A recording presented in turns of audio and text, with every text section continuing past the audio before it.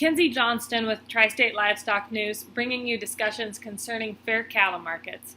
Today we have the opportunity to chat with Senator David Bullard from Oklahoma. To start with, I want to thank you for taking some time to chat with me today about our cattle industry and everything going on.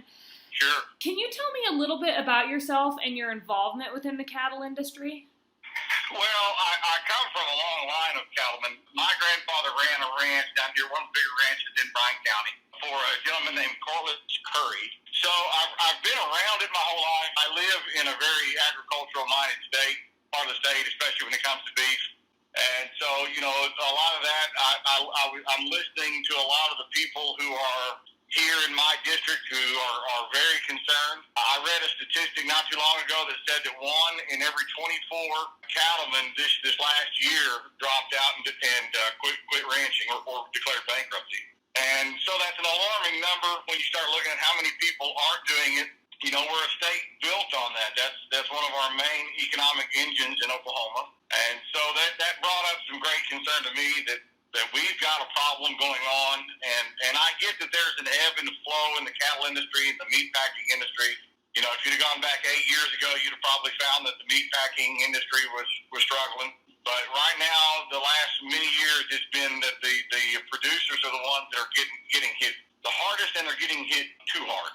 So whenever I ran, my policy has been my ears in my office is always open, so I listen to the people in my district, and this was one of the things I've been hearing about. So I spent the last year trying to research and get myself up on what's happening in the industry, and, you know, I kind of discovered that in the meat packers, there's really only 4 major companies left in the United States, and 2 of those are from out of country. I started looking at what was going on and ways that I could help. And this last year, I kind of saw an opportunity because we're in crisis mode right now because of what's happening with the price of beef packaged versus the price of beef on the hook. And so I had done enough research and looked into it to know that I'm a free market guy, and what I really want to do, I don't like the idea of price controls. What I'd really rather do is open up free markets and give the producers more opportunities to sell the product that they make.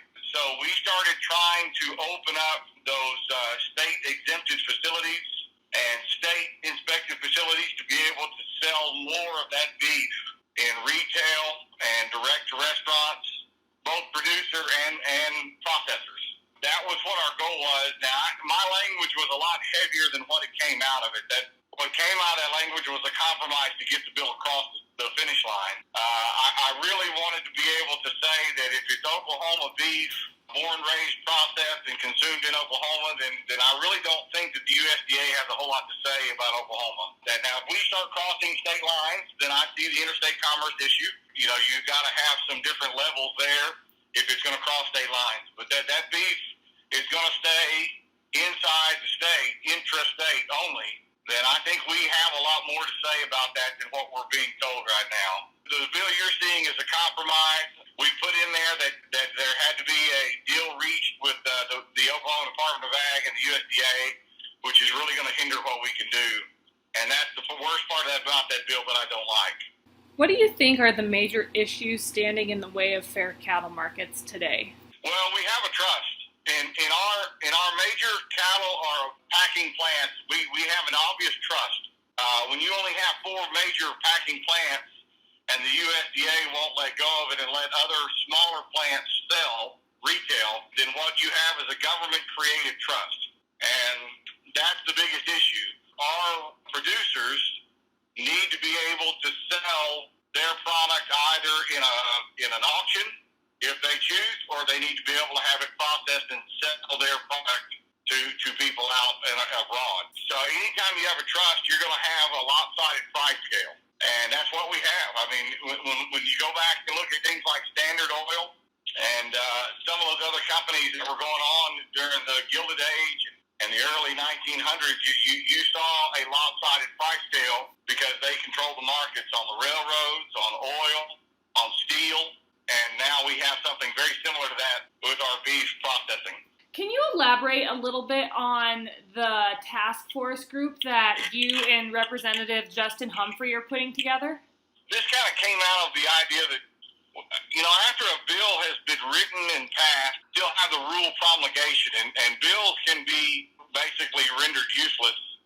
So one of the things we put in the bill was the concept of digital inspection, which has been kind of something fascinating. A lot of people are starting to gravitate to the idea because instead of having to have an inspector on the kill floor every second that you're on kill days, you could actually do part of this process through digital recording and cataloging.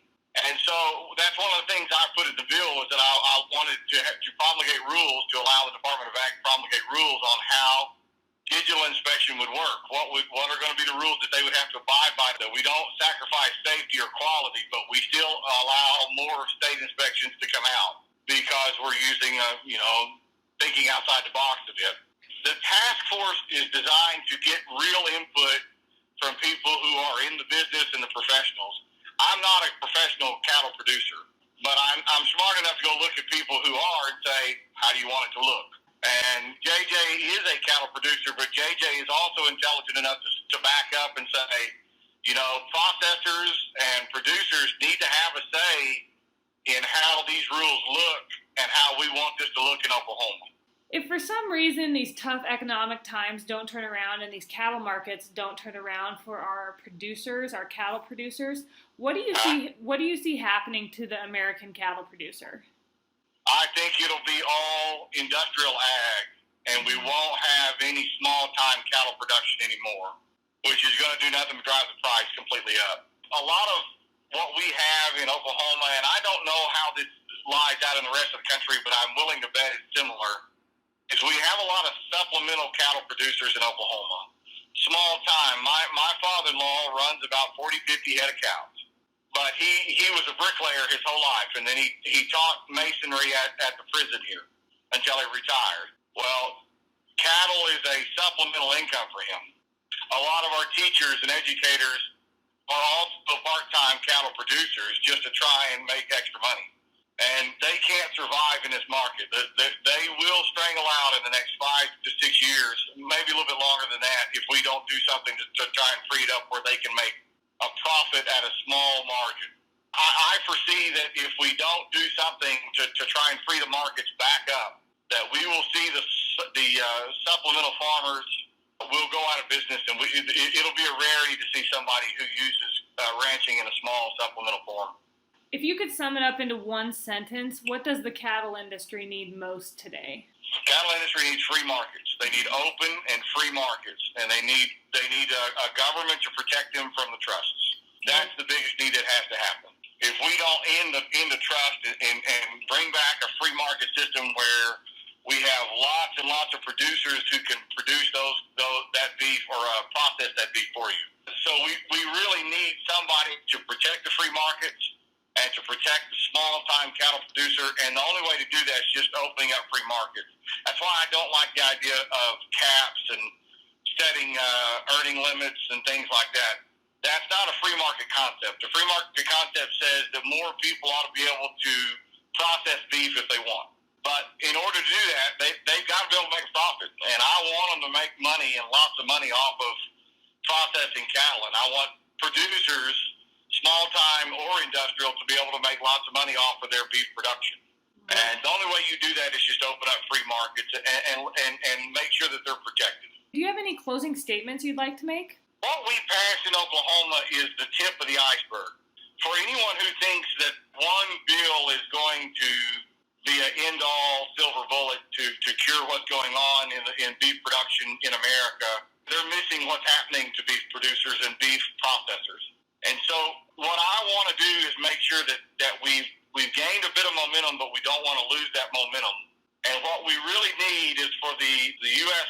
Congress to step up and start protecting American cattle producers.